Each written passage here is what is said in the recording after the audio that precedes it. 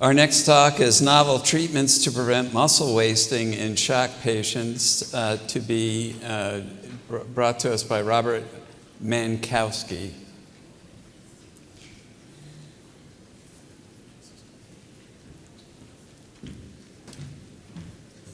Thank you so much. Thank you for the invitation to the meeting. Just checking, this is a pointer, perfect.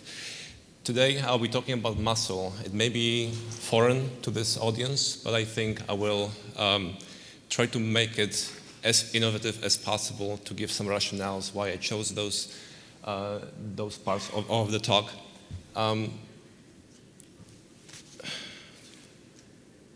So this is just the outline. Thanks to other speakers, I don't have to spend too much time on connecting sepsis and cryogenic shock. So there is an endotype that can connect those two conditions. I'll be also talking about muscle wasting in the ICU and potential drivers of the wasting, but also about this is also here about short-term and long-term physical function or dysfunction after sepsis, which is potentially driven by loss of muscle, and what are the potential approaches to counter it. Like I said, there is an endotype that can be shared by cryogenic shock and sepsis. There is a pro-inflammatory response in response to sepsis as well as cryogenic shock. Also catabolism.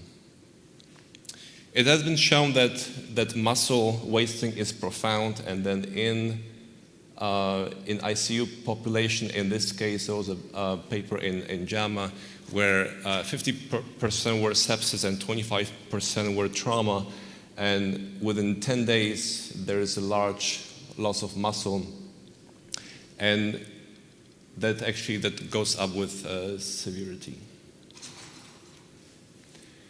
This is our data. So we did the CT scan on sepsis patients at the initiation of sepsis protocol, and then afterwards at 3 months. As you can see, the change may not be, or reduction may not be so profound, but as you may know, that the biggest loss of muscle happens in the first week of illness. So what are the potential drivers of sepsis, of muscle wasting? So there are a number. And so of course, inflammation, hypoperfusion to muscle, molecular changes that prevent the energetic processes, but also regenerative processes like the satellite cell function, also protein breakdown and dysregulation of connections between nervous system and muscle. But also that there is a contribution of peripheral organs like microbiome and cellular clocks. And that's all on top of bed rest, as we know that if we go to bed, we lose muscle, but this is more abbreviated. I just wanted to show you that this is also our data where we followed sepsis patients for 12 months.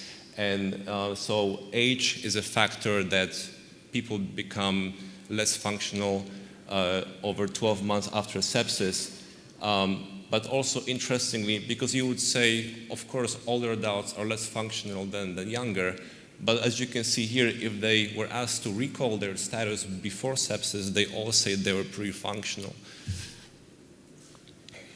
And we also did some studies with activity, giving people accelerometers, and then we also saw that people who stay in the ICU for longer than 14 days had lower activity over 6 months than people who stayed shorter in the ICU.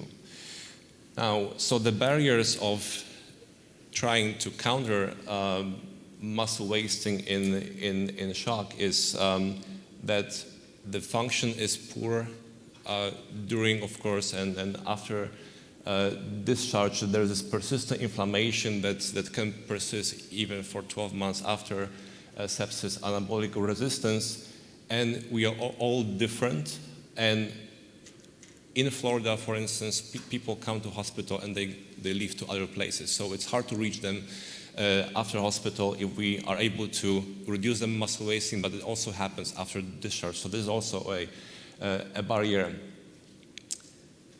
So I study aging in different population, people who are rather healthy and those who are surviving sepsis. But I'm trying to implement my interventions that I test in normal aging, and this can be just, this can be natural compounds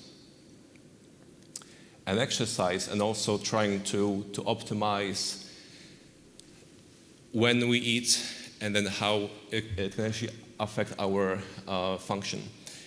So as you can see that these are the processes that are detrimental in sepsis and aging. Of course, in sepsis it is in a higher level, but this can be also matched with cardiogenic shock. You would think that, well, if someone is losing muscle, let's give this person protein shakes or proteins in a tube during the hospital stay, and let's try to exercise this person. Well, it's not working that well because it's all not customized. So I'll give you the first example here. So to address the issue that people who leave hospital, they go to different places, they cannot come back to us to exercise and improve their function. I'm currently conducting a clinical trial in sepsis survivors where we give patients or participants tablet, and they will exercise for 12 weeks after their hospital stay to regain their function that they may have increased during the hospital stay because of maybe some PT, but afterwards they will go down over time. But there is more need for personalization, so we just cannot give someone things to do, exercise and nutrition. We have to look for biological gates to enter interpersonal potential to benefit from the intervention. So one of the areas is actually internal clocks. So we all have response to light during the day, and then we respond to treatments in different ways. So as circadian rhythms are dysregulated in sepsis or cardiogenic shock, and so by trying to stabilize those clocks in response to sepsis, we may be able to improve the outcomes. So one of the interventions is restricted time of eating, and it doesn't mean that we may have to starve people in hospital or after discharge, but it may be that what matters is to give people food, if it's proteins or other nutrients, at the right time when they can benefit from it. Other area or compound I study is called nicotinamide riboside. So this is a form of vitamin B3 that is, it's called the NAD plus booster. The NAD plus is a molecule that is present in every cell in the body, and it goes down with age and disease. So there is also evidence that supplementing NR can actually stabilize the clock and actually can induce those good changes, and may also be related to potential intervention to reduce muscle wasting. Thank you.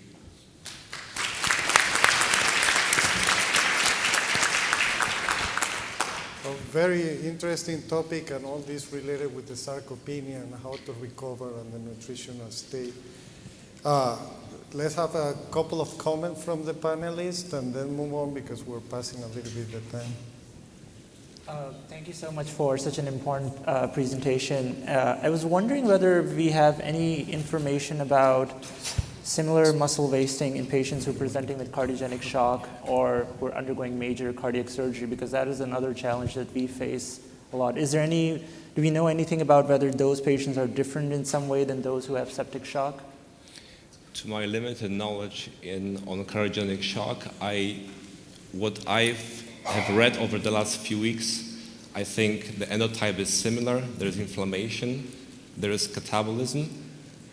I believe this can be related to muscle wasting, but I think levels will be different because, as you can imagine, even though you look at sepsis patients, there will be different etiology, right? So, our population is mostly surgical sepsis, so those people have a lot of comorbidities.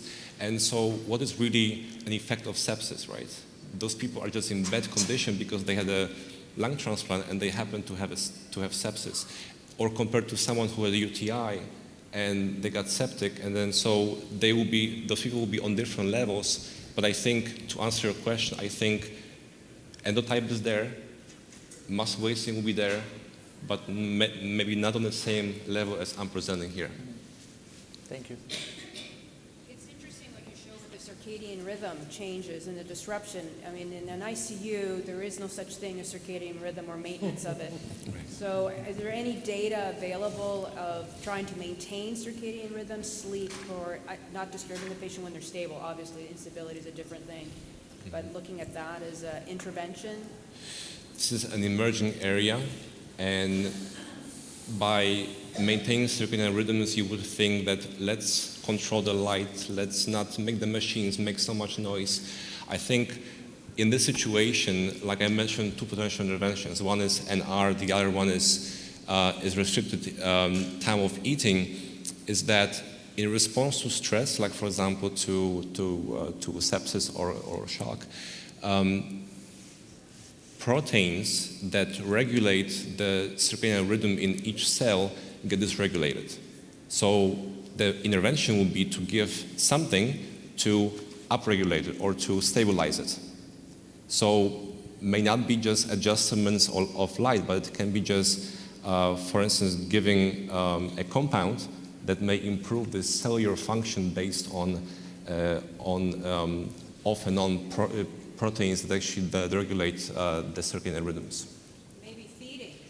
Maybe feeding, because feeding also, the restricted eating, time of eating, induces those reactions that can actually stabilize the clock.